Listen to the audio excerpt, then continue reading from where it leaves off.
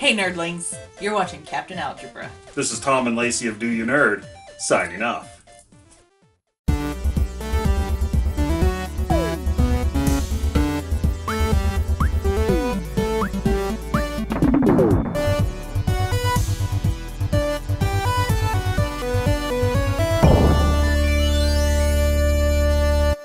Hey everybody, Captain Algebra here. And a couple of weeks ago, I went to Rochester, Minnesota to visit some friends, and there's a game store nearby, so I thought I'd check it out. Well, it turns out it was actually just this huge store of just nerdy stuff in general. They had action figures, they had board games, they had, of course, video games, they had magic cards, Pokemon cards, they had amiibo, comic books, tons of nerdy stuff. It was very cool. So I thought I'd get some footage of it and talk about it and show you guys around. I haven't done one of these videos before, so that'd be kind of fun to do. So let's check out the store. So as soon as I walk in, little TIE fighter there, which is pretty cool. Then some Masters of the Universe stuff in the box, and then some loose figures hanging on the wall. Just a lot of action figures around this area. Some more Masters of the Universe stuff. Coming over to the right, we see some G.I. Joe stuff. So some of the stuff my brother would really love. He was big into those 80s toys. Some newer Turtles stuff. You see some G.I. Joe stuff on the right there. Again, some loose, some in the box. And again, some more Star Wars stuff. There was a ton of Star Wars stuff. I could have bought the entire store. Some cool Hulk and Batman figures. These are really cool. Old Adventures of Mighty Max toys that you used to get. I used to have all of those. Then some classic Turtles in the still on the card. Some more Star Wars stuff. That Lego Yoda is pretty sweet. Then some more Star Wars stuff. Some vehicles and more box stuff, and then you get into the more newer stuff that I really don't care about too much. Again, just a lot more action figures, some X-Men, Spider-Man, Batman, Star Trek. You see those Star Wars Powers of the Force that came out in the late 90s when they did the special edition.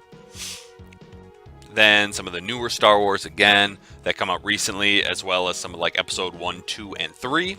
I actually probably should have looked for the episode 3 stuff. I think I'm like 3 away from a complete set. I used to buy a ton of those as a kid. And a pretty cool Sentinel figure. And we keep going again, just a lot of action figures. Now a different part of the store, still more action figures, but now we're at the Power Ranger stuff. You guys know how much I love my Power Rangers. Again, a lot of stuff I would have liked to get. That Megazord there at the top was pretty sweet. Then I saw one in the box, like, oh, that'd be nice. But I actually do have one in the box. But that one might have been still sealed. Mine was sealed, but the tape is so old that it came undone, so it's technically not sealed anymore. Then behind this was pretty cool. Saw some Megaman figures. We had the Leaf Shield, and then the Thunder Beam. So those are pretty cool. Thought about getting those, but decided against it.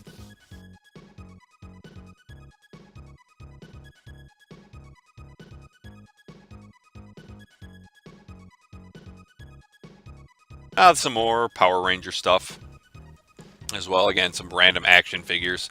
You know, Spawn, Captain Planet. Now this, though, I wanted both of these. The God of War 2 action figure. So we have Poseidon's Rage Kratos, which is really, really cool. But I thought the other one was even better. The Dark Odyssey Kratos. I thought about getting these, but they were both like $30. I'm like, I want to buy video games instead. So some Friday the 13th stuff. Again, just tons of action figures. Some cool little Avengers bobbleheads. More action figures. Again, this store was mostly action figures. Some cool wrestling stuff right there. Back in the day, I used to collect sports cards. It was kind of cool to see this. So some football, basketball, baseball. Cool little signed Ravens helmet there on the bottom. And then some starting lineups. My brother used to be really big into these.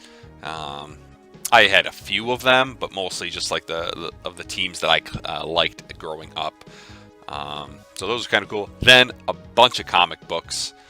I was never really into comic books much, so I really don't know if there's anything good or what prices were. But I always thought, you know, at comic book stores, it looks really cool when they've got the comic books that are on the wall like these do. You know, see the artwork, because to me that's the best part of comic books. You know, what they look like and the art.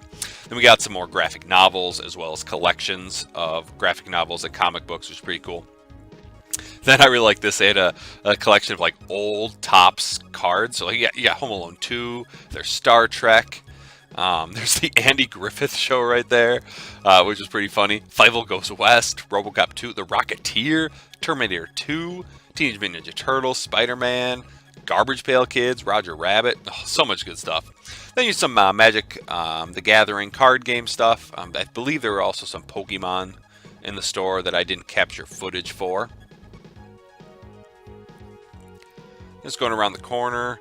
I believe those are some like tabletop games. Yep, you got Munchkin on the left there. There's a Star Wars game on the right.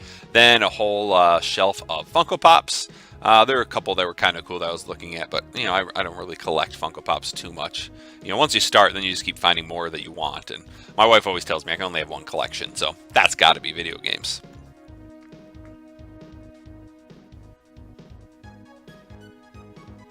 Then going into the final back room, so far I was like, man, where are the video games? Turns out they are back here, but I just want to look at this shelf really quickly. A bunch of Lego figures and stuff, which is pretty cool. And first, right on the right, you got a bunch of strategy guides. Coming up here on the bottom, there's actually an Oddworld Abe's Odyssey strategy guide that I really wanted, but they wanted like 20 bucks for it.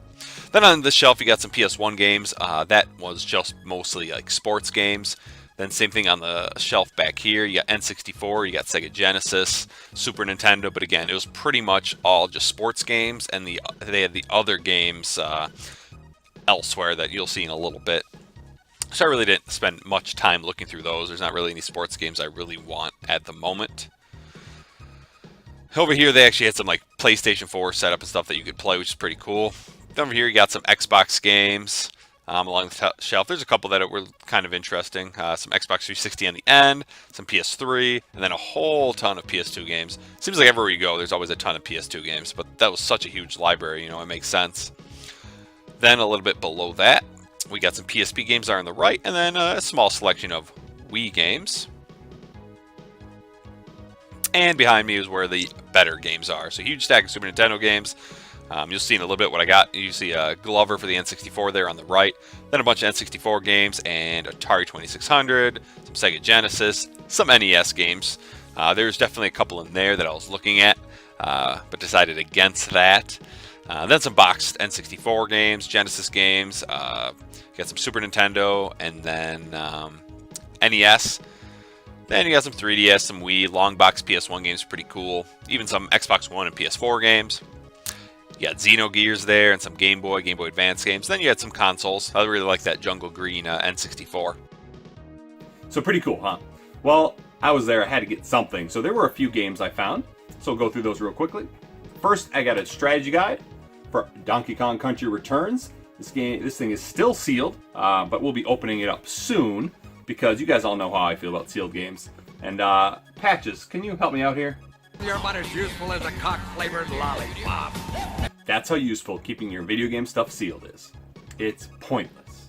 But anyways, that's not about this. I've just started playing the Donkey Kong Country Return games, and I really like having strategy guides. That way, if you want to look something up, you're not losing the internet. Because we didn't have the internet back in the day. Yeah, I'm stealing that from you back in the day, gamer. Deal with it.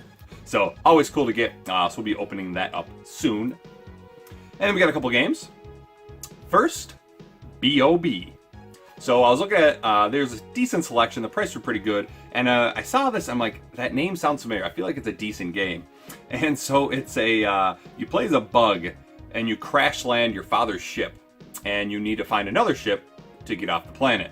So you go around, you get different power-ups, different to as you're trying to kill these other bugs that are getting in your way. And then you find a ship, and you go off and to another planet. And I think pretty sure you crash land it again, and the same thing happens.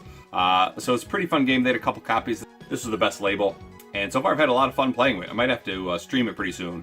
It's pretty fun run and gun or action platformer / shooter. So very cool. And next was actually one on my wish list that I saw that I found from Metal Jesus Rocks years ago, and I never found it until now. Wolfchild. So Wolfchild is an action platformer. You play as this guy. But when you get your health to a certain point, you turn into a wolf, and then you can actually use projectiles. Before that, you can just attack with your fists. It's not the greatest game. You can't jump very high. It's kind of annoying. The controls seem kind of stiff, but it's still kind of fun. Like I said, once you turn into the wolf, you're pretty badass. But then again, once you lose some of that health, you are no longer the wolf anymore. You turn back into the guy, which is very bad against bosses. That happened to me right as I was fighting a boss. And then trying to get close to the boss and hitting with my fists was much harder than using the projectiles. But, oh well. So you go, very cool store. So if you're ever in Rochester, Minnesota, definitely check it out. If I ever go back there, I'll definitely be checking it out as well. So thanks for watching, guys, and until next time, this is Captain Algebra, signing off.